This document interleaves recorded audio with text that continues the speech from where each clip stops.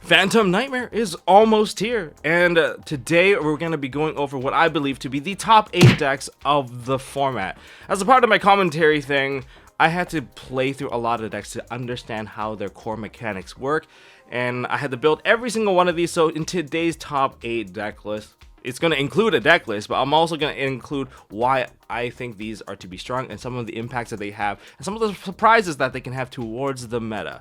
And so if you guys are going to enjoy a video like this, make sure you guys hit that thumbs up button, hit subscribe, ding that notification bell. Maybe you'll find a new deck for you to play. Is it a tier 0 format? Well, let's find out. Starting with deck number 1.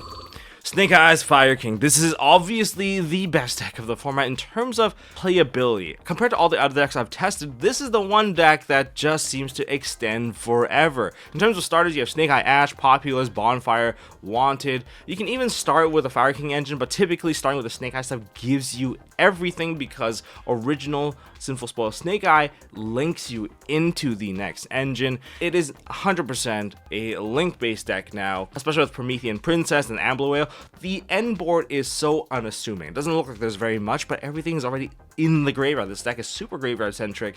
There's like 5 different things, and if you hold on to your Kirin in your hand, you just need to set it off just slightly. This is like everything is soaked in gasoline and you just set it off with a single Promethean Princess. Every single card here essentially does something offensive and defensive. If you're talking about all your Snake Eye cards, it's there to kind of bait out hand traps as well as bring out Flamberge Dragon. And you need to stop Flamberge Dragon, so lots of people are shifting into playing more and more Veilers, and they want to use Droll to stop stuff. And even if you get Droll, you still play through it as long as you have the right card. And it doesn't even take much to have the right card, it just needs to have the one Snake Eye, you know, the Snake Eye Sinful Spoil card. Really easy. Kirin does double effects. You can use him just to dodge like imperms and stuff, but you can also use it to set off Garunix, or you can use it in the battle phase, crash into something, and then do everything in the damage step, and then rebuild your board in main phase too. This deck is just so powerful. So that's why most of the counter tech is going to be focused on not letting things land in the graveyard or getting rid of stuff using like D-Shifter, DD Crows. DD Crows is just really good. I'll have a different video on just like really good techs that I think just working as most decks.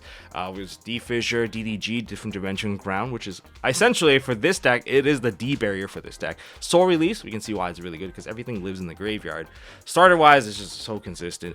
Now, in terms of why this deck is ridiculously powerful, it also comes with a ridiculous price tag as well, which is why hopefully you can find your way to achieve it through the normal means by getting really lucky. Otherwise, prepare to also have a really very expensive bill for this one. Deck number 2, Voiceless Voice. This is a 1-card combo ritual deck that essentially is more of a ritual aggro control deck. You're doing a negation-based playstyle where you're negating everything. It's super oppressive because it's like Baron de Fleur once per turn, and you can even put a Baron de Fleur on the field at the same time. Makes things pretty annoying.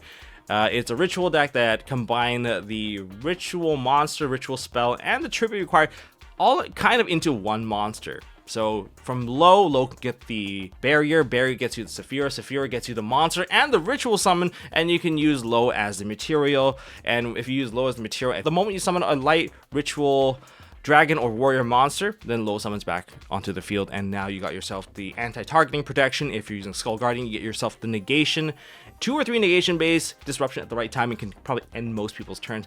And that's why this thing, even during a Snake Eye Fire King format, was still going to be playable. And I highly recommend trying to play cards like Enemy Controller so you can tribute away your Diviner of the Herald so you can steal your opponent's monsters. Deck number 3 is Fluanderies. It's the anti-meta stun control. It focuses so much on banishing as a base playstyle, and it's a 1-card combo. You guys already know what the gist of this deck is. Well, why is it still here? It's because it does counter the first 2 decks by throwing a D-Shifter, or you can annoy the people with a Floodgate-esque trap card like Harpy's Featherstorm. And so it is still very annoying. And since we're still kind of be moving into a link-based format, this trap card is going to be even more essential. Sometimes you're just going to force the activation to book down your monsters so that you have to skip your turn. Those are some of the more effective interactions. But the Swallow's Cowrie just added more consistency to this deck. I mean, getting hit by an Imperm and a Veiler really sucks, but being able to dodge both of them, imagine that. That gets pretty annoying really fast. They just have more copies of that through, Swallow's Cowrie. They can use that to essentially just mimic the original Fluanderies quick play spell. That's the main addition. And yeah, D shifter. What do you want me to say? Most things are super floodgate-esque. The deck is super budget, doesn't even really require an extra deck, but if you want to play at the top tier level, you should have a decent extra deck to go with it, just so that you have proper respect for the correct decks. Counterattacks, of course, you have Imperm, you have, well, Effect Veiler, Droll if you can, as long as they don't land like a D Fissure slash the D Shifter. Cosmic Cyclone's pretty good against them, so you can take away either the field spell or one of their back row, and you can use Zombie Roar to kind of shut them down completely. Deck number 4, we got Branded Chimera, and Branded Chimera is still in it to win it. They've still got new tricks up its sleeve, such as the Envoy of the Wax Baron. That one's really, really powerful, and it just adds a new element in the battle phase, which can really shut down your opponent pretty hard, considering if you build a full board against your opponent and they need to destroy most of your stuff by battle, getting rid of their names in general, just so that they can have a chance to activate their card, you just throw this on there and everything they've committed to break your board, now it all gets negated. And how do you get this card? You only really need one copy, because you fuse off your Gazelle that you add from Baphomet, especially if you did the Mirror Sword Knight play earlier on. You fuse off that Gazelle and then you just add it to your hand during your opponent's turn. So there's a hand trap that you dig out during their turn, which is already really good. It's also a super poly deck, so less interactions against your opponent. It is just very, very strong in general. And the End of Anubis is something that you need to learn how to capitalize, such as using Crossout preemptively to throw it away so that you can revive it with the Baphomet Fusion. It's just part of the package. In other words, just because you can't dump it into the graveyard because you want to maximize on card advantage doesn't mean that you're going to be out of the option. It just means that you just find alternative ways to get the card that you want, and because either it's in the graveyard or it's in the banish, you're going to be able to summon it back with either Chimera or the Baphomet. So anyways, this deck, one card combo with Mirror Sword Knight Kotal and Branded Fusion, but the best card start is probably Gazelle plus Mirror Sword Knight in hand, and you search for Chimera Fusion that way, starting off with the Baphomet Fusion instead, so you can do a triple Chimera Fusion play. Go check out one of my older videos if you want to see that. Counterattacks, Droll, and everything. It's again graveyard centric. I like playing simplified game states, and I like having 3 negates while my opponent has 3 cards. That's essentially what this deck is capable of doing. Deck number 5, we got Labyrinth, still a very strong deck. Trap control and just suffocate your opponent. And now you can play 6 big welcome Labyrinths because you have transaction rollback, and you can use it to copy a lot more stuff. But with the release of the Black Goat Laughs, that means now you have even more disruption with the furniture, because you can dump your furniture plus the Black Goat Laughs now, and then you can use that to shut down one of the monsters that is being summoned so they can't activate their effect. You can call any monster, so even if they go into an extra deck monster, you can kind of shut down that particular line. It gets pretty annoying pretty fast, I would say. And so this deck just gets even better, and you can play like the Unchained stuff as a sub engine to go with it, so you have a little bit more control, more consistency, and more ways to disrupt your opponent. That's not just solely reliant on trap cards, but you can suffocate them with trap cards. Counterattack, you can use Ghost Bell, Ash, DD Crow for the transaction rollback. See, DD Crow is actually getting more and more crucial. You can even hit them with an evenly match, because then you do get a successful board wipe from time to time. It's not always going to be successful. There are ways that they can counter, but landing an evenly match against them always feels pretty good. Ariana, any of the furniture, big welcome is probably the way to start. I think the furniture, 2 furniture start probably one of the better ways to kind of get most of your things going, because these furniture, they keep on summoning themselves back. They're just generating free resources. But Labyrinth, still a very solid deck. And also, for the most part, a bit more budget, but most decks always include like a Chaos Angel in there, or they're including SP, which is the thing that really inflates the price tag.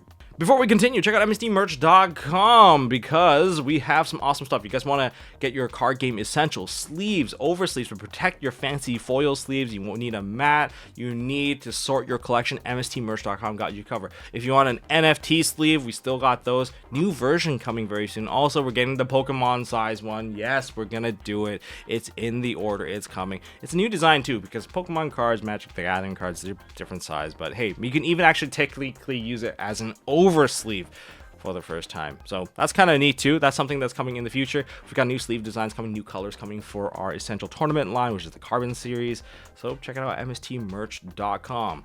Deck number 6, Rescue a Sinful Spoil. It still plays the new Populous card, however, it's great consistency. You can play the Bonfire, and the price is ridiculously high. But for the amount that you're going to spend, is it really worth it, or is it just better to just play the other one? Well, if you're more control-oriented, then this is probably a little bit better for you. It's a bit more mid-range control-y. You get to set 4 cards, set 8, and you will probably not lose.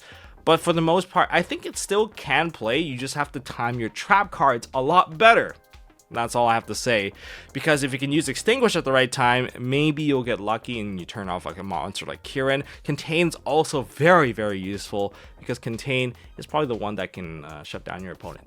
I am contemplating trying a second Contain in the deck. I just realized that the trap cards, they can be activated more than once. You can set one and maybe you can hard open one, but that's kind of sacky, so you can think about whether or not that's actually worth it. Playing the Fenrir package in there will provide you with additional disruption. You need cards like Fenrir, like Unchained Soul Rage, things that can get rid of your opponent's monster, because you really don't want Snake Eye Ash to resolve and get themselves the Flamberge Dragon. And if they get Flamberge Dragon, if you have a single copy of DD Crow, you probably could wait for the Promethean Princess to revive it and just crow it away, and then that takes care of a very huge chunk of the problem. For the most part. Otherwise, man, this deck is still a doozy to play against, especially if they get the set 4 and you have to eat into that board. Not the easiest thing to eat, because it's 4 back row, but it's technically still 6 to 7 disruptions, which is very, very hard. Starters, you have tons of starters, which makes it really, really consistent, from the Witch, Emergency, yeah, the one-offs, the Rhoda into, what's his name, the Airlifter, the Bonfire, and the Populous. They all are very successful one-card starters, but of course you can get hit by stuff like Ash, Droll, Imperm. They will shut you down. Super Poly, because you have a lot of fire monsters. You can eat an evenly match. You're not going to die, but it does hurt when you lose both of your traps, and you need those, if you need those traps to grind, and your opponent's forcing you to grind past one additional turn. That's where it really hurts for, you know, rescue ace. But this deck is still really strong, like, don't get me wrong, and it's also accessible now. Deck number 7, we got Runic Biso. This deck doesn't really have a lot of flexibility in terms of room. You know, shoutouts, of course, to Joshua Schmidt, who piloted this deck and kind of innovated it into existence, and now it's just all over the place. This deck doesn't really have that much flexible room. It's very powerful overall, being able to use the Bistials to its full power, where Baldrake and Jerusalem constantly get cycled. It's very, very solid. I'll grind your opponent, essentially. It's very consistent. You get to mill out their cards and ruin their deck by banishing most of their pieces, and just simply by using Fountain, you could bury your opponent in sheer card advantage and timing. Like, it's so hard to negate stuff in this deck, because they always search for, like, I'm just going to directly search for the Fountain, and I'm just going to get a bunch of cards. It's ridiculous. If you try to grind against this deck, it's just a downhill battle. You have to find the proper timing, which is why, like, Droll, Ash, you know, Ghost Spell, you don't let them regain the advantage. You probably don't want them to have a graveyard so they can't cycle cards, which is why D-Shifter is still pretty annoying, and they can't really throw their stuff into the graveyard because they can't retrieve it. Everything is, like, retrievable here, so just be very, very careful. And of course, play your Cosmic Cyclones. Get rid of that Runic Fountain, or get rid of the Brand of Regain. Just don't let those things snowball out of advantage. And luckily, this deck, I guess it's fairly cheap. It's not really cheap. Everything has an SP. Everything has like a Chaos Angel in here. Ugh, what are we going to do? And finally, deck number 8, we have Chimera Horus. This deck will also play into a lot of the Fire King weaknesses. It is a graveyard-centric deck, but it does build some pretty nasty boards with quite a pretty decent amount of starters, from the Field Spell to the Sharon the Rhinoheart, and you can even use Kashtira Fenrir to start off your play to get yourself the Tearman Kashtira. But also you have the MST.TV to kind of kick things off for the additional mill through the Zombie Vampire. That card getting the correct mill and generates the additional body. I think that's also really fantastic for them. And essentially, it's the build the unbreakable board and disrupt the crap out of your opponent deck. So it is still very, very good in general. It has pretty solid removal. And if you find some way to mill into like the graveyard, the Shizu Fairy, which is a bit more necessary, I would say, to remove out a lot of the graveyard problems, then it's a pretty hard start for anyone that's playing like Stink Eye Fire King, because being able to remove all that graveyard synergy is fantastic. It's just one of the best things about this deck. In terms of price tag, it does come with 3 MST.TV, which is hopefully you picked them up early, I suppose. But aside from that, SP, I think that's really the only thing. I guess there's Pearl Reno too, but it is what it is. It's a pretty fun deck overall, and if you still enjoyed Tealman back then, this is a much more controlled version of it compared to like before, where you had still the Agido and the Kelback, so you did lose a hand trap and additional Miller. But this is Tealman Horus, and that's the top 8 of the list. As for some honorable mentions, number 1 is going to be Kashtira. Kashtira is still in the format to some degree, and I can say they can safely stun out most people with D-Fissures. Macrocosmos, it gets pretty annoying. They're playing more like an anti-meta aggro deck, so shout outs to them. Vanadium, of course, being able to combo like crazy, although they still have a big struggle going second. So I guess unless you're Triff, it's gonna be pretty hard.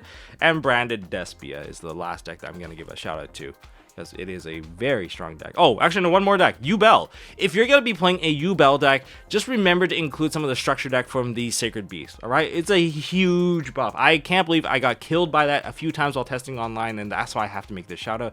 But holy, that continuous spell, like the gates open, the opening gates continuous spell, it just summons Yubel out for free. It doesn't even target. It's ridiculous. Just add that in, add a little bit of an Unchained package in there, and now you can just spam Yubel nonstop, super poly the crap out of your opponent.